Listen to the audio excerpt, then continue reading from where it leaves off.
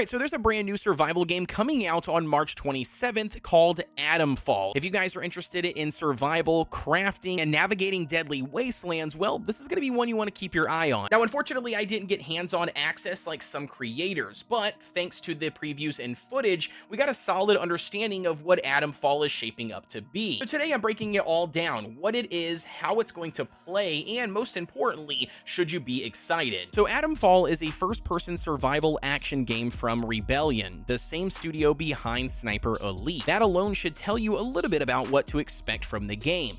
Tight gunplay, tactical movement in a world that's both immersive and dangerous. The game is set in 1950s Britain, but with a twist. A nuclear disaster has wiped out an entire region, turning it into a quarantine zone filled with danger, radiation, and secrets. The setting takes inspiration from the real-life Wind-scale nuclear disaster, but in Atomfall's world, things got way worse. And here's where things get interesting. You actually wake up in the middle of all of this with no memory. Who you are, why you are here, and what the hell happened to the world around you. It's up to you to figure it all out. Survival, exploration, and the lead system. Atomfall isn't just a survival game, it's also a mystery. Instead of your typical quest, the game uses what is called leads, which are basically clues that push you into different directions. You're not just running from point A to point B collecting mission markers. Instead, you're actually piecing together the entire story from notes that you find scattered throughout the world, old recordings that you stumble upon, and even environmental storytelling. For example, one lead might mention a downed helicopter. You decide to track it down.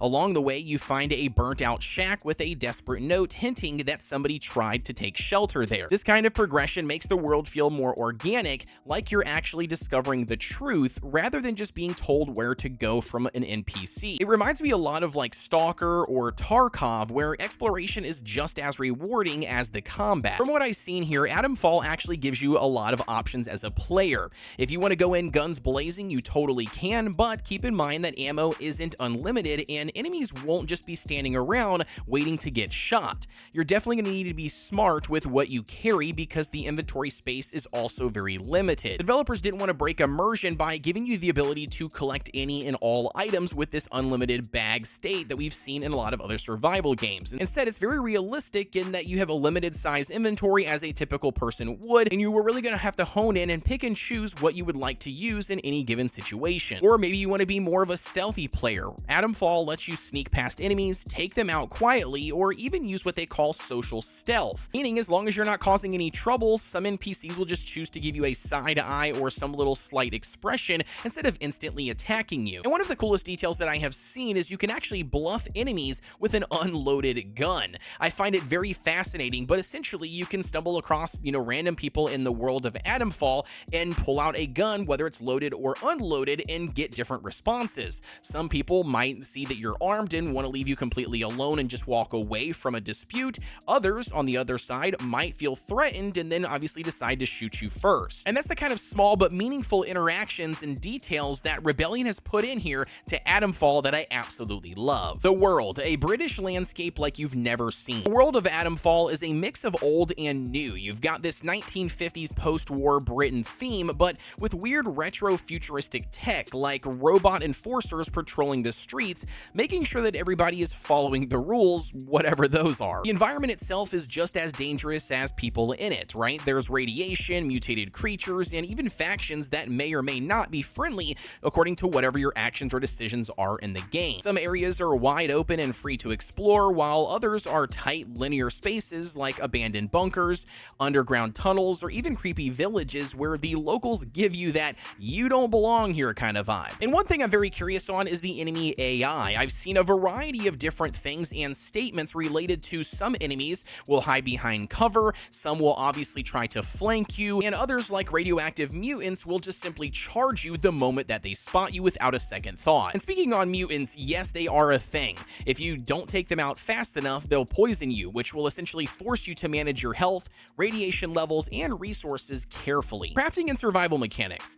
Just like any good survival, Atomfall has crafting, and it's not super complex, but it covers the essentials. First up, we have bandages, obviously for bleeding. If you take any sort of damage that causes your character to bleed in the game, you're going to need to craft yourself some bandages, so you will need to farm some resources to do that. Secondly, we have med kits for quick and easy heals. heals, and third, we've got Molotovs and grenades for extra firepower. Basically, from what I'm gathering, if you find any supplies, you're going to want to keep and hold on to them because you never know when you will need it and what you will specifically need. And since inventory space is very limited, you are going to have to make some tough choices along the way. Do you carry more ammo? Do you need more food? Or do you grab that extra med kit just in case something does go wrong? And that kind of risk versus reward system is honestly what really draws me into survival games like Atomfall, as it's very engaging and it really makes you think and strategize on which approach you feel is best. Alright, so should you be excited for Atomfall? Well, from everything that I have seen so far, I would say absolutely yes.